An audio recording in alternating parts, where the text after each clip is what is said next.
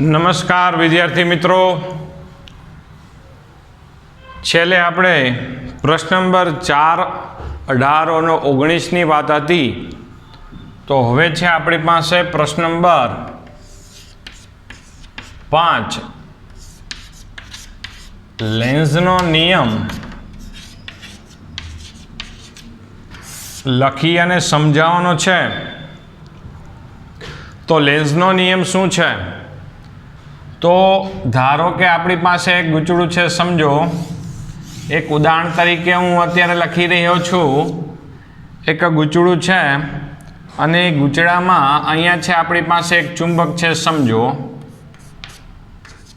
ચુંબક નજીક આવશે તો આ ગૂંચળામાં ફ્લક્સમાં વધારો થશે અને પ્રેરિત ઈએમએફ ઉદ્ભવશે અને પ્રેરિત પ્રવાહ મળશે. તો હવે પ્રશ્ન એ આવશે કે આ જે પ્રેરિત પ્રવાહ અને જે પ્રેરિત ઈએમએફ છે તે પ્રેરિત પ્રવાહ અને પ્રેરિત ઈએમએફની દિશા કઈ બાજુ હોવી જોઈએ? તો ધારો કે ગૂંચળામાં છે પ્રેરિત પ્રવાહ અને પ્રેરિત ઈએમએફ, કાં તો ગૂંચળામાં પ્રેરિત પ્રવાહ આમ મળશે અને કાં તો આમ મળશે. અહીંથી આપણે જો જોવામાં આવે તો આ આપણે છે એક આપણે ધારો કે એક રિંગ વિચાર કરો, પહેલો આંટો એક રિંગ વિચાર કરો.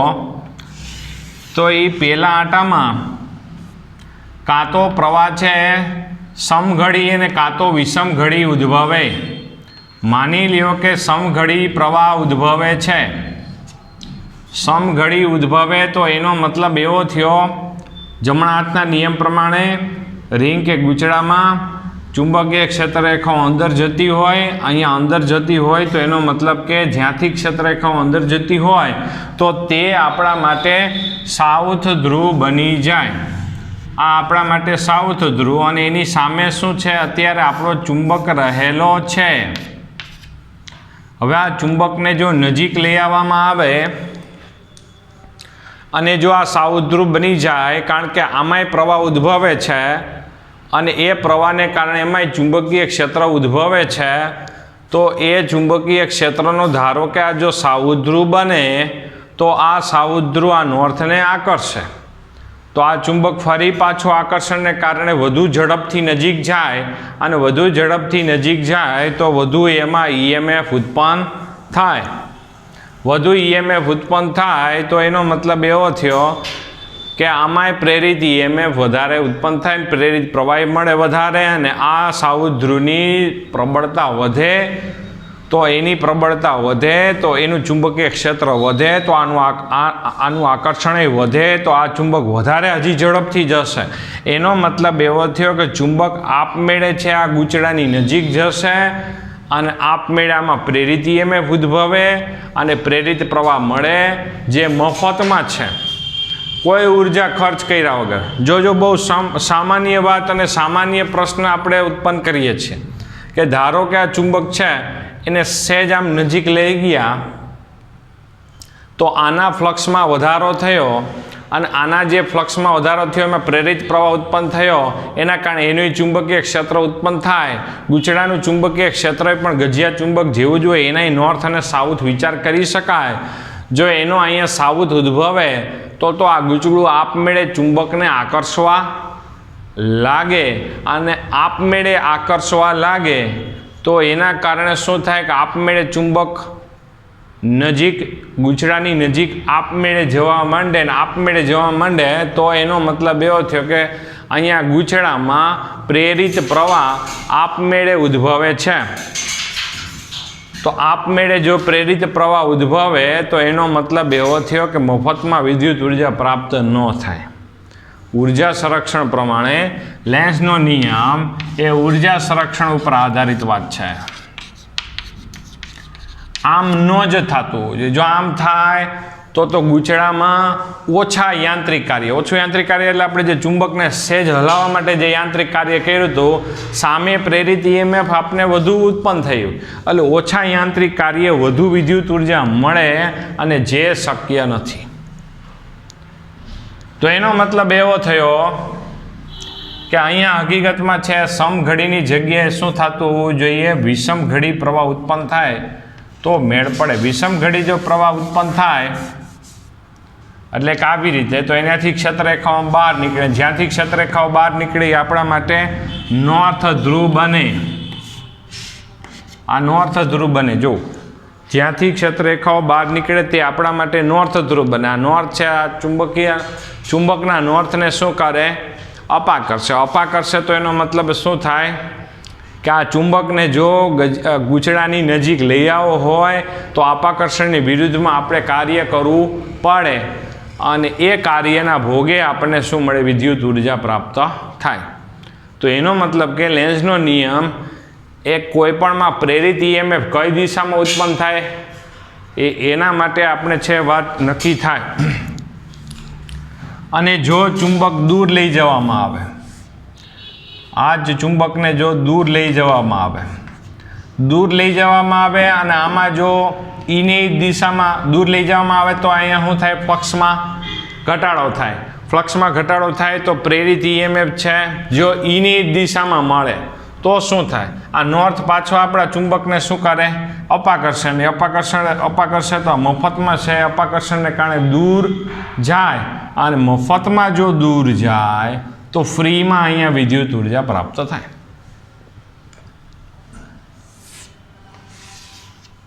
તો વાત એવી થશે કે અહીંયા છે જો આ ગજ્ય ચુંબક દૂર જાય એટલે કે ફ્લક્સમાં ઘટાડો થાય તો પ્રેરિત પ્રવાહ પહેલાં કરતાં છે વિરુદ્ધ દિશામાં ઉત્પન્ન થતો હોવો જોઈએ. એટલે કે આ હકીકતમાં આપણા માટે સાઉથ ધ્રુવ બનતો હોવો જોઈએ. આ સાઉથ ધ્રુવ બને, આ ગૂંચળાનો છેડો છે એ સાઉથ ધ્રુવ બને તો આપણા નોર્થને એ શું કરશે? આકર્ષે. તો આપણે દૂર લઈ જવા માટે આકર્ષણની વિરુદ્ધમાં કાર્ય કરવું પડશે. તો આકર્ષણની વિરુદ્ધમાં જે કાર્ય કરવું પડે એના કારણે અહીંયા ફ્લક્સમાં ઘટાડો થાય, અને એના કારણે પ્રેરિત EMF ઉત્પન્ન થાય. તો શોર્ટ વાત, આપણે બધા પ્રશ્નોનું નિરાકરણ થઈ ગયા. કે પ્રશ્નો કે ફ્લક્સ વધે તો એક દિશામાં પ્રવાહ, ઘટે તો પેલા કરતાં વિરુદ્ધ દિશામાં પ્રેરિત EMF કે પ્રવાહ મળે છે, એ પ્રશ્નનું નિરાકરણ થઈ ગયું. અને એ પ્રશ્નનો પણ અહીંયા જવાબ શેનાથી મળે છે આપણને? એ પ્રશ્નનો જવાબ પણ શેનાથી મળે છે? અહીંયા ઉર્જા સંરક્ષણ એટલે કે લેન્ઝના નિયમ પરથી આપણને પ્રાપ્ત થાય છે. જોજો બરોબર. ચુંબકને નજીક લઈ આવવામાં આવે તો એક દિશામાં પ્રવાહ, દૂર લઈ જાઓ તો પેલા કરતાં વિરુદ્ધ દિશામાં પ્રવાહ ગૂંચળામાં ઉદ્ભવે છે. તો ફેરેડેનું અવલોકન શું હતું? ચુંબકને નજીક લઈ આવો તો એક દિશામાં પ્રેરિત પ્રવાહ મળે છે, કિલોમીટરનું આવર્તન એક દિશામાં મળે છે. દૂર લઈ જાઓ તો પહેલાં કરતાં વિરુદ્ધ મળે છે. એનું કારણ થયું શું? ઉર્જા સંરક્ષણ. શું કામે? નજીક લઈ આવો તો ગૂંચળાનો આ છેડો છે એ નોર્થ બનશે. ફરીથી એકવાર રિવિઝન કરી નાખીએ.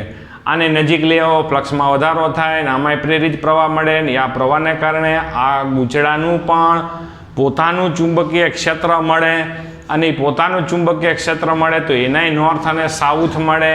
તો અહીંયા છે આનો છે એ હકીકતમાં નોર્થ બને તો જ ઉર્જા સંરક્ષણ થાય. શું કામે? કારણ કે આ નોર્થ છે, આ નોર્થને શું કરે? અપાકર્ષે. અને આ ચુંબકને નજીક લઈ આવવા માટે અપાકર્ષણની વિરુદ્ધમાં કાર્ય કરવું પડે. અને અપાકર્ષણની વિરુદ્ધમાં લઈ આવવા માટે જે કાર્ય કરવું પડે એ કાર્યના ભોગે જ આમાં ફ્લક્સમાં વધારો થશે અને પ્રેરિત EMF ઉત્પન્ન થશે. ચુંબકને દૂર લઈ જાઓ, ફ્લક્સમાં ઘટાડો થાય તો પહેલાં કરતાં વિરુદ્ધ દિશામાં પહેલાં પ્રવાહ એટલે કે આ બની જાય સાઉથ. તો સાઉથ બને તો આ સાઉથ છે નોર્થને શું કરે? આકર્ષે. સાઉથ છે એ નોર્થને શું કરે? આકર્ષે. તો એ આ જો ચુંબકને દૂર લઈ જવું હોય તો આકર્ષણની વિરુદ્ધમાં આપણે કાર્ય કરવું પડે. તો લેન્ઝે એના માટે એક નિયમ બનાવ્યો કે પ્રેરિત EMF એવી જ દિશામાં ઉદ્ભવે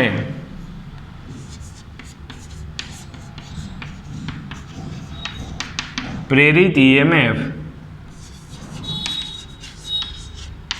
એવી જ દિશામાં ઉદ્ભવે કે તેનો વિદ્યુત પ્રવાહ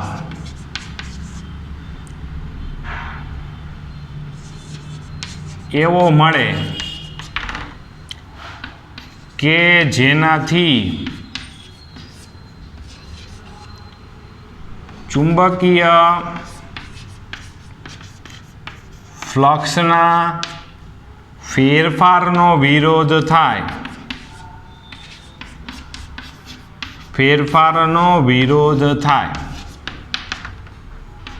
પ્રેરિત ઈએમએફ એવી જ દિશામાં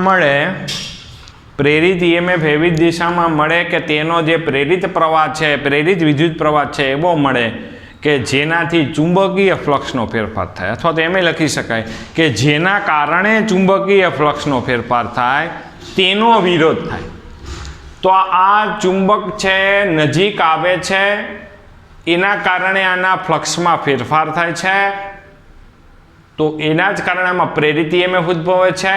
તો આ ચુંબકની ગતિનો વિરોધ કરતું અહીંયા ચુંબકીય ક્ષેત્ર ઉદ્ભવે. કેવી રીતે? કે એની ગતિનો વિરોધ કરવો હોય તો આ છેડો નોર્થ બનાવવો પડે, તો જ એની ગતિનો વિરોધ થાય. અને જો દૂર જતો હોય તો આ છેડો છે સાઉથ ધ્રુવ બનાવવો પડે, તો એની ગતિનો શું થાય? વિરોધ થાય. તો આ આપણા માટે વિધાન શું ખૂબ જ ઉપયોગી છે. લેન્ઝનો નિયમ, પ્રેરિત ઈએમએફ એવી જ દિશામાં ઉદ્ભવે કે તેનો પ્રવાહ એવો મળે કે જેનાથી ચુંબકીય ફ્લક્સના ફેરફારનો વિરોધ થશે. લેન્ઝના નિયમમાં બોર્ડમાં બહુ ઓછો પ્રશ્ન પૂછાય છે, પણ ધારો કે પૂછાય તો આપણે કેટલી વસ્તુ એક આ વિધાન, આ ઉર્જા સંરક્ષણ ને આકૃતિ ખાસ યાદ રાખીશું. જો હું તમને છે કહી દઉં કે આમાં છે આપણે અત્યારે તો બધું વાંચવાનું જ છે ને તૈયાર કરવાનું જ છે, પણ મેન છે કેટલી વસ્તુ છે જોવો જોઈએ. તમને ખબર હોય તો લેન્ઝના નિયમમાં વિધાન છે, વિધાન પછી બધું નોંધ સ્વરૂપે લખેલું છે, બરાબર? તો એ નોંધ સ્વરૂપે તમે વાંચી જજો. વિધાન છે એ બરાબર તૈયાર કરી નાખવાનું, અને ત્યાં વિધાનમાં બાજુમાં છે ઉર્જા સંરક્ષણ એ લખી નાખવાનું.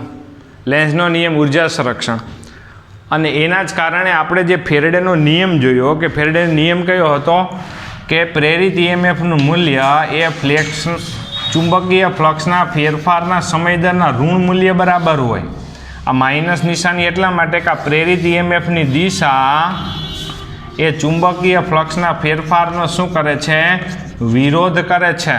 માઇનસ નિશાની શેના માટે આવી?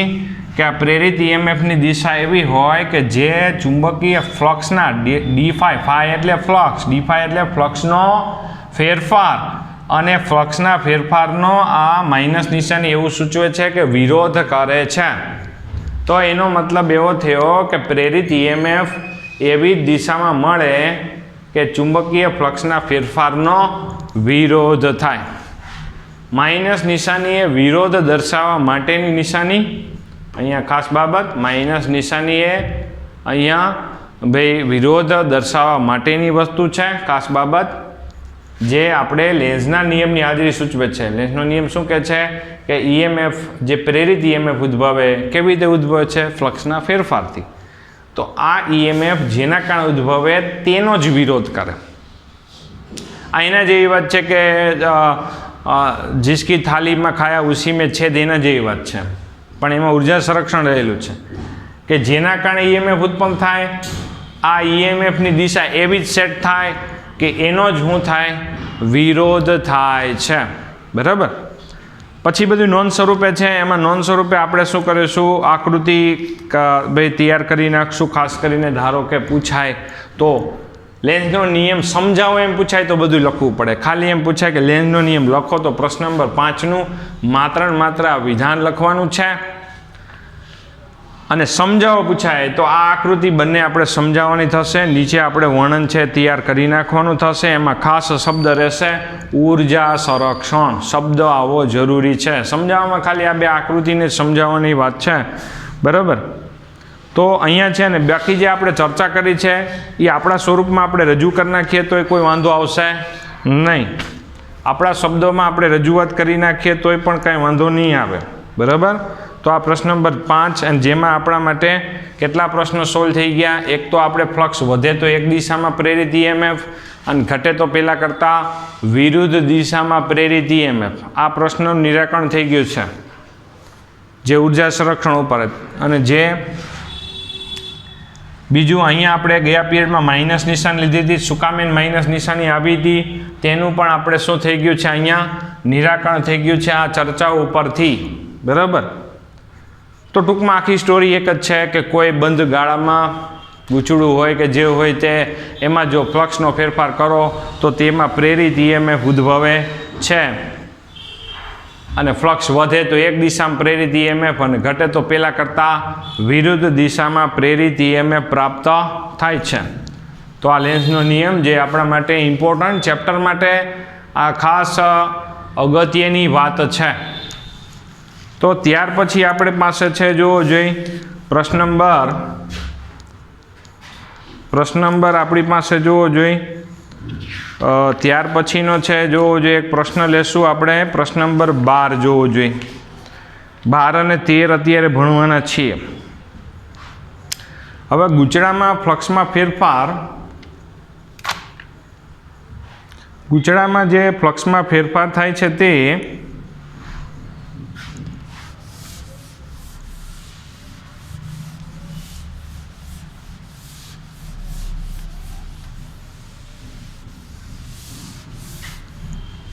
પ્રશ્ન નંબર 12 અને 13માં 13મો પ્રશ્ન આપણા માટે મોસ્ટ આઈએમપી પ્રશ્ન રહેશે જે બોર્ડમાં ઘણી વખત પૂછાઈ ગયેલો છે અને એના ઉપર આધારિત આપણે છે ઘણીવાર પૂછાઈ ગયેલી. પ્રશ્ન નંબર 13, પ્રશ્ન નંબર 12માં શરૂઆતમાં ઇન્ટ્રોડક્શન છે ટોપિક માટે.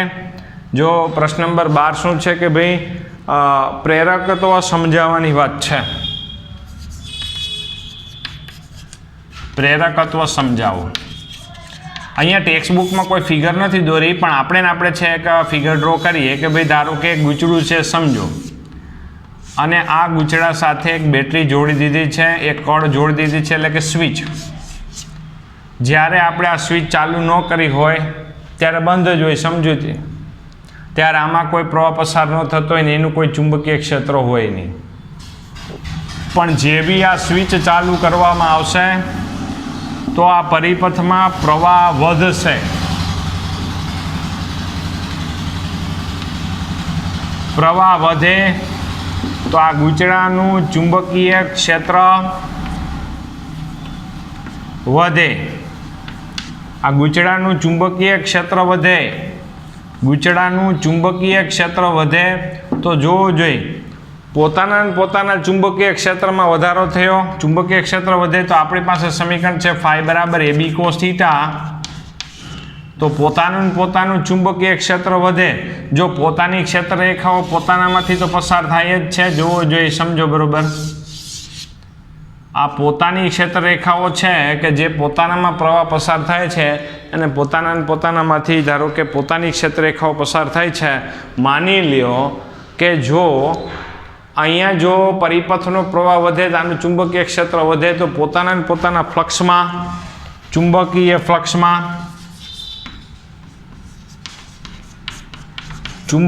ફ્લક્સમાં શું થાય, વધારો થાય. આમ પોતાનું ચુંબકીય ફ્લક્સ ધારો કે φB વડે અહીંયા લોકો દર્શાવ્યું છે એ પોતાનામાંથી વહેતા પ્રવાહના સમપ્રમાણમાં લખી શકાય. આ સ્મોલ φ એટલે એક આંટા સાથે સંકળાયેલું ફ્લક્સ. એવી જ રીતે જો ધારો કે આપણે વિચાર કરવો હોય તો અહીંયા છે આપણે કુલ ફ્લક્સ લેવું હોય તો એના આંટાની સંખ્યા વડે આપણે શું કરવા પડશે, ગુણવા પડશે. તો કુલ ફ્લક્સ એ પોતાનામાંથી પસાર થતા પ્રવાહના સમપ્રમાણમાં હોય છે એવું આપણે વિચાર કરી શકાય. તો અહીંયા છે આપણા માટે એટલું આપણે છે વિચાર કરી શકાય કે ભાઈ ગૂંચળા સાથે સંકળાયેલું ફ્લક્સ એ પોતાનામાંથી વહેતા પ્રવાહના સમપ્રમાણમાં હોય છે. સપ્રમાણતા નિશાની જો એ કાઢવામાં આવે તો જે અચળાંક આવશે સપ્રમાણતા અચળાંક અને તેનું નામ પાડવામાં આવશે આત્મપ્રેરકત્વ. આ એલનું નામ શું પાડશું આપણે, એનું નામ પાડશું આત્મપ્રેરકત્વ.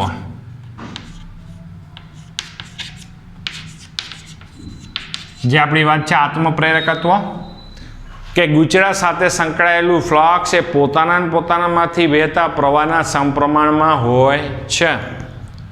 તો જે સપ્રમાણતા અચળાંક આવે છે તેને પ્રેરકત્વ, અહીંયા આપણે આત્મપ્રેરકત્વ વડે દર્શાવવામાં આવે છે. આત્મ એટલે કે સેલ્ફ, બરાબર. તો અહીંયા છે આપણા માટે આત્મપ્રેરકત્વને આપણે છે ઇન્ડક્ટન્સ પણ કહેવાય. શું કહેવાય? એને અંગ્રેજીમાં આપણે નામે રાખીએ છીએ કે ભાઈ ઇન્ડક્ટન્સ.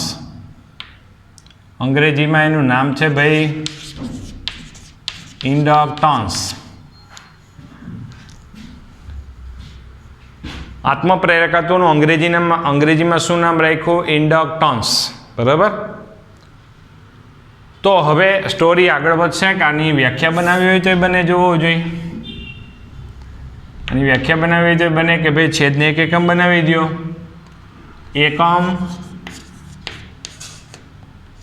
એકમ પ્રવાહ દીઠ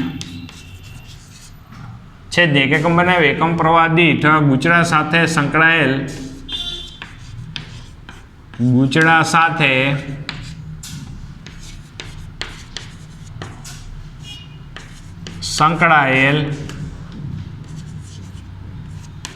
ચુંબકીય ફ્લક્સને આત્મપ્રેરકત્વ કહેવાય.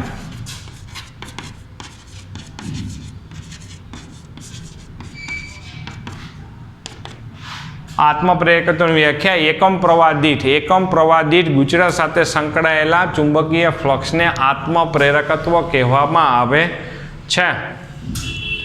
તો આ છે કે આત્મપ્રેરકત્વની વ્યાખ્યા શું થાય? એકમ પ્રવાહ દીઠ કોઈ ગૂંચળામાં એક એકમ પ્રવાહ પસાર કરો અને એની સાથે જે ફ્લક્સ સંકળાય તો તેને આત્મપ્રેરકત્વ કહેવામાં આવે છે. હવે ધારો કે આપણે છે એક ઉદાહરણ આપી દઈએ કે આ ગૂંચળાની વચ્ચે કોઈક માધ્યમ મૂકી દો. ચાલો જે કોઈ ફેરોમેગ્નેટિક પદાર્થ કેવો કોઈ પદાર્થ મૂકી દેવામાં આવે તો ફેરોમેગ્નેટિક પદાર્થે પોતાનું ચુંબકીય ક્ષેત્ર ઉત્પન્ન કરે બાહ્ય ચુંબકીય ક્ષેત્રની દિશામાં, જેથી એની ક્ષેત્ર રેખાઓ આમાં એડ થઈ જાય, જેથી ફ્લક્સમાં વધારો થઈ જાય, જેથી એકમ પ્રવાહ દીઠ અહીંયા ચુંબકીય ફ્લક્સ વધી જાય, એટલે કે આત્મપ્રેરકત્વ વધી જાય. તો આપણે એમ લખી શકાય કે એલનું મૂલ્ય કોના ઉપર આધાર રાખે છે? એલનું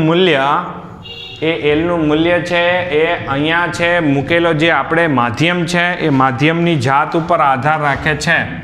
એલનું મૂલ્ય કઈ બાબત ઉપર આધાર રાખે છે? એટલે આત્મપ્રેરકત્વ એલનું મૂલ્ય કઈ ઉપર આધાર રાખે છે? પહેલી બાબત કે તેમની વચ્ચે મૂકેલા માધ્યમ પર. બીજું અહીંયા આટાની સંખ્યા પર. વધારે આટા હશે તો કુલ ફ્લક્સ વધુ મળશે, આટાની સંખ્યા પર. બીજું ગૂંચળાના પરિમાણ પર.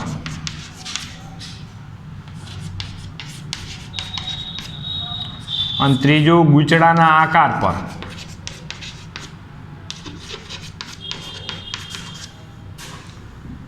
ભાઈ એલનું મૂલ્ય કઈ બાબતો ઉપર આધાર રાખે છે? જોજો ભાઈ એલનું મૂલ્ય કઈ બાબતો ઉપર આધાર. એલ એટલે આત્મપ્રેરકત્વ. આત્મપ્રેરકત્વ એટલે શું છે? એકમ પ્રવાહ દીઠ ગૂંચળા સાથે સંકળાયેલું કુલ ચુંબકીય ફ્લક્સ. તો એ કોના ઉપર આધાર રાખે છે? જોજો ભાઈ એ ગૂંચળા વચ્ચે મૂકેલા માધ્યમ પર. જે આની પહેલાં એક વખત લગભગ બીજા પેજમાં જ આપણે ઇન્ટ્રોડક્શનમાં જ શબ્દ હતો કે ગૂંચળાની વચ્ચે માધ્યમ મૂકવામાં આવે તો ફ્લક્સમાં પ્રેરિત EMF વધારે મળે છે, કારણ કે ફ્લક્સમાં વધારો થઈ જાય ઝડપથી. માધ્યમ મૂકો એટલે માધ્યમનું ચુંબકીય ક્ષેત્ર એડ થઈ જાય જો પેરામેગ્નેટિક અને ફેરોમેગ્નેટિક માધ્યમ મૂકવામાં આવે તો અહીંયા છે ફરીથી કહીએ કે એલનું મૂલ્ય માધ્યમ, આટાની સંખ્યા, પરિમાણ એટલે જેમ ગૂંચળું મોટું લેશો તેમ એલનું મૂલ્ય મોટું. ગૂંચળાનો આકાર, ગૂંચળું છે અત્યારે આ નળાકાર છે, એમ ગૂંચળાના આકારે આપણે છે લંબઘનને એવી રીતે વિચાર કરી શકાય, એના ઉપર આધાર રાખે છે. આવી રીતે આપણે વિચાર કરી શકીએ. એકમ પ્રવાહ દીઠ ગૂંચળા સાથે સંકળાયેલા ચુંબકીય ફ્લક્સને આત્મપ્રેરકત્વ કહેવામાં આવે છે.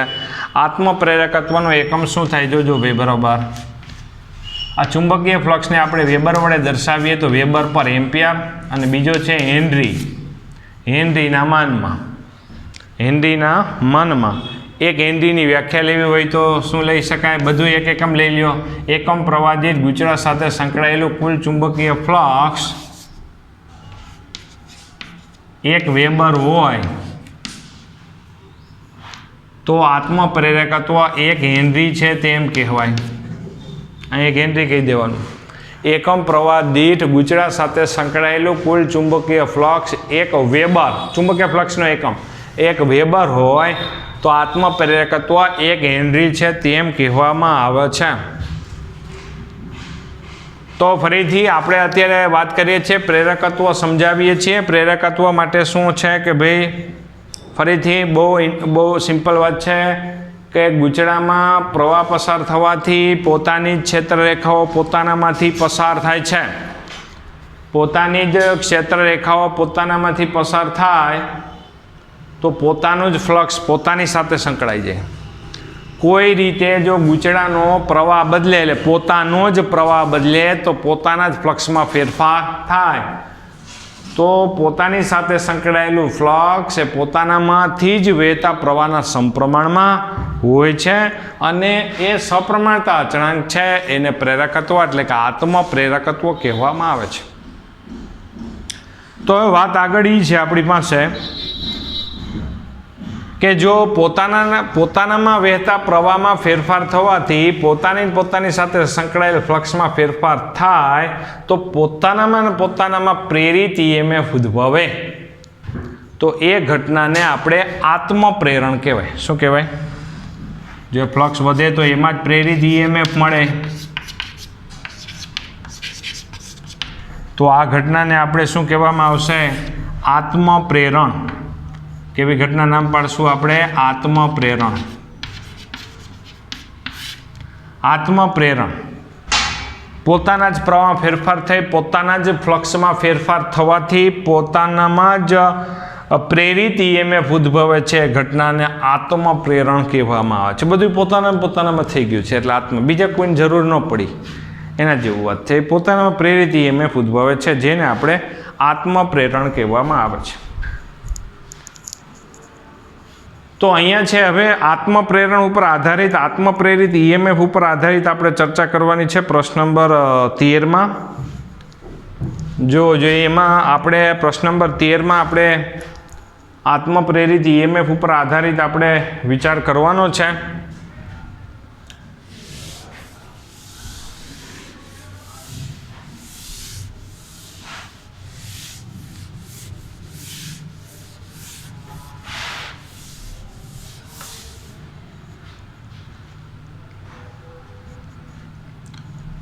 તો અહીંયા છે આપણા માટે ભાઈ હમણાં જ આપણે લખેલું હતું કે ભાઈ N બરાબર Li. જો અહીંયા છે પ્રેરિત EMF epsilon is equal to minus d∅/dt. અહીંયા આપણી પાસે આવું સમીકરણ છે જ કે ફ્લક્સના ફેરફારના સમય દરના ઋણ મૂલ્ય બરાબર પ્રેરિત EMF ઉત્પન્ન થાય છે. અને આ N∅ની જગ્યાએ Li લખી નાખો માઇનસ d/dt. Li એમાં L એ અદિશ રાશિ છે. L એટલે અદિશ રાશિ થઈ અને બીજું એ અચળાંક છે. આપેલ છે ગોઠવણ માટે એ કેવી વસ્તુ થઈ? અચળ થઈ. આપેલ ગોઠવણ માટે એ અચળ છે. અચળ છે તો અચળને આપણે શું લઈ લઈએ? બહાર લઈ લઈએ. આ એપ્સાઇલોન બરાબર. તો અહીંયા છે શું આવશે? જોજો બરોબર. Lની અહીંથી વ્યાખ્યા બનાવી હોય તો બનાવી શકાય. L ઇઝ ઇક્વલ ટુ EMFનું મૂલ્ય એટલે માઇનસ નિશાની અવગણશું ના છેદમાં di/dt. નવી વ્યાખ્યા એટલે બીજી વ્યાખ્યા બનશે Lની આત્મપ્રેરકત્વની બીજી વ્યાખ્યા. આ શું છે? di/dt એટલે પ્રવાહના ફેરફારનો સમય દર. તો પ્રવાહના ફેરફારનો સમય દર 1 એકમ હોય તો પ્રેરિત થતા EMFને આત્મપ્રેરકત્વ કહેવામાં આવે છે. પ્રવાહનો ફેરફારનો સમય દર 1 એકમ હોય તો પ્રેરિત થતા EMFને આત્મપ્રેરકત્વ કહેવામાં આવે છે. 1 હેનરીની વ્યાખ્યા આમાંથી બનાવી શકાય. પ્રવાહના ફેરફારનો સમય દર 1 એકમ હોય તો પ્રેરિત થતો EMF જો 1 વોલ્ટ હોય તો આત્મપ્રેરકત્વ 1 હેનરી છે તેમ કહેવામાં આવે છે. આત્મપ્રેરકત્વ એટલે કે ઇન્ડક્ટન્સ જેનો એકમ આપણે હેનરી વિચાર કરીએ છીએ. તો માઇનસ નિશાની એ લેન્ઝના નિયમની હાજરી સૂચવે છે એમ પણ લખી નાખશું.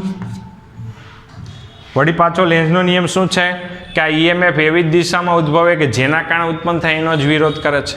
તો આ ઈએમએફ કોના કારણે ઉત્પન્ન થાય છે? પોતાનામાંથી જ વહેતા પ્રવાહ ને પ્રવાહમાં ફેરફાર થવાથી ઈએમએફ ઉદ્ભવે છે.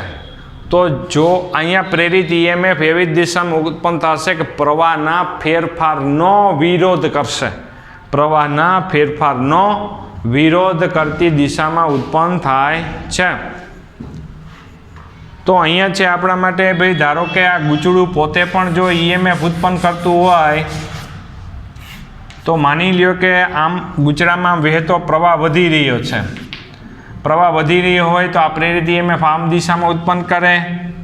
તો આ ગૂંચળું પોતે જો પ્રેરિત ઈએમએફ ઉત્પન્ન કરતું હોય, જેમ બેટરી ઈએમએફ ઉત્પન્ન કરતું હોય એમ ગૂંચળું જો ઈએમએફ ઉત્પન્ન કરતું હોય તો એમાંય પ્લસ માઇનસ સંજ્ઞા લેવી પડે. તો માની લ્યો કે બેટરી આવી રીતે હોય તો બેટરીનો રૈવાજિક પ્રવાહ ધનથી ઋણ તરફ આપણે આ બાજુ લઈએ છીએ, રૈવાજિક પ્રવાહ. તો સેમ એવી જ રીતે આપણે છે જો વિચાર કરીએ કે અહીંયા છે આપણા માટે આ પ્રવાહ વધી રહ્યો છે તો વધારાનો વિરોધ કરવો હોય તો પ્રવાહની વિરુદ્ધ દિશામાં ઈએમએફ ઉત્પન્ન કરવું પડે. અને એટલે કે આ બાજુ પ્લસ ને આ બાજુ માઇનસ લેવા પડે. અને સેમ એવી જ રીતે જો ધારો કે આ દિશામાં પ્રવાહ વહેતો હોય ને પ્રવાહનું મૂલ્ય ઘટી રહ્યું હોય તો પ્રવાહનો ઘટાડો હોય તો આ જે ગૂંચળું એ પોતાનો પ્રવાહ છે એ મૂળ પ્રવાહની દિશામાં ઉત્પન્ન કરશે કે હું પ્રવાહ ઘટવા ન દઉં એવી દિશામાં પ્રેરિત ઈએમએફ, એટલે કે આ દિશામાં. તો એમાં પ્લસ અને માઇનસ ગૂંચળા માટે આવી રીતે લખવા પડે. ગૂંચળું પહેલાં કરતાં વિરુદ્ધ દિશામાં પ્રેરિત ઈએમએફ ઉત્પન્ન કરે છે. પ્રવાહ વધે તો, પ્રવાહ ઘટે તો. આપણે વાત જ છે કે ફ્લક્સમાં વધારો થાય તો એક દિશામાં પ્રેરિત ઈએમએફ અને ઘટાડો થાય તો પહેલાં કરતાં વિરુદ્ધ દિશામાં પ્રેરિત ઈએમએફ પ્રાપ્ત થાય છે. તો અહીંયા છે આપણા માટે જોવું જોઈએ.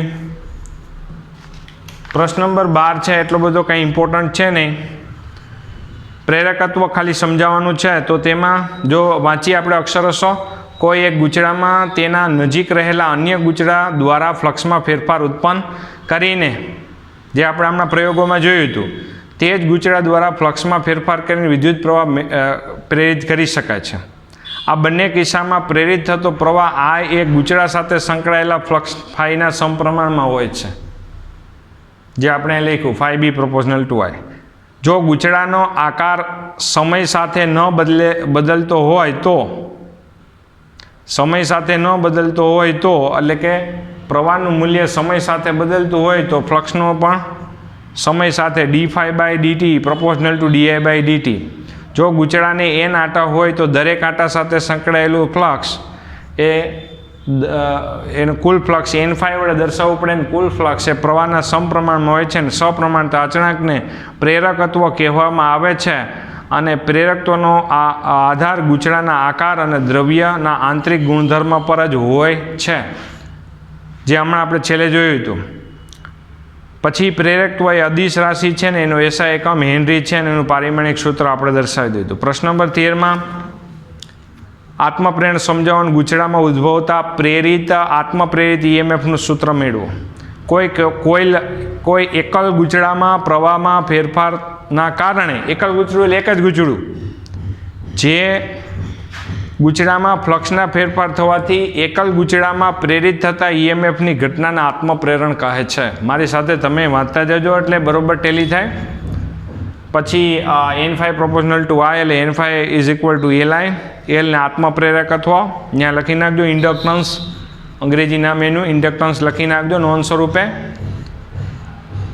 જ્યારે વિદ્યુત પ્રવાહ આઈ બદલાય ત્યારે ગૂંચળા સાથે સંકળાયેલું ફ્લક્સ બદલાય છે અને પ્રેરિત ઈએમએફ ઉદ્ભવે છે. અને epsilon is equal to minus L di by dt. પછી નીચે નોટ લખેલી છે જે વધારાની વસ્તુ છે, પણ આ નોટ આપણે માત્ર નોંધ સ્વરૂપે નહીં રાખીએ, જે આપણા માટે આગામી ચેપ્ટરમાં પણ એટલી જ ઉપયોગી છે, એટલે આપણે તૈયાર કરીશું જ. ખાસ બાબત, બરાબર, એટલી જ ઇમ્પોર્ટન્ટ બાબત છે. નીચે નોંધ કરીને લખેલું છે, પણ આપણે એ નોંધ નહીં વિચારીએ, એ આપણા 100% કોર્સમાં છે એમ કરીને વિચારશું. અને જેમાં આપણે શું છે કે ભાઈ આત્મપ્રેરકત્વની વ્યાખ્યા આપેલી છે, જોવો જોઈએ. કઈ કઈ વ્યાખ્યાઓ જે હમણાં પહેલાં ભણ્યા હતા તે ગુચરામાં એકમ પ્રવાદિત ગુચરા સાથે સંકળાયેલું કુલ ફ્લક્સને ગુચરાનું આત્મપ્રેરકત્વ કહેવાય, એક તો એ વ્યાખ્યા. બીજી આ વ્યાખ્યા, પ્રવાહના ફેરફારનો સમય દર જો 1 એકમ હોય તો પ્રેરિત થતા EMFને આત્મપ્રેરકત્વ કહેવાય. પછી હેનરીની વ્યાખ્યા. પછી છેલ્લે એલનું મૂલ્ય કઈ ઉપર આધાર રાખે છે એનું વાત છે. પછી મેં આ વસ્તુ નવી લખી છે, જોવો જોઈએ. આ પ્લસ માઇનસવાળી વાત જે મેં નવી લખી છે તે બાબત આપણા માટે ખાસ આપણા માટે ઉપયોગી છે, જે આના પછી આપણે પ્રશ્ન નંબર 15માં પણ આનો ઉપયોગ આવે જ છે, પણ અત્યારે તમે નોંધ સ્વરૂપે લખી નાખજો એટલે તમને વાંધો આવે નહીં.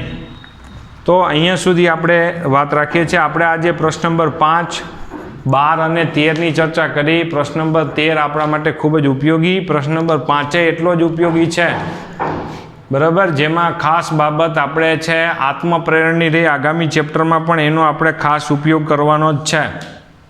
તો અહીંયા સુધી આપણે રાખીએ છીએ.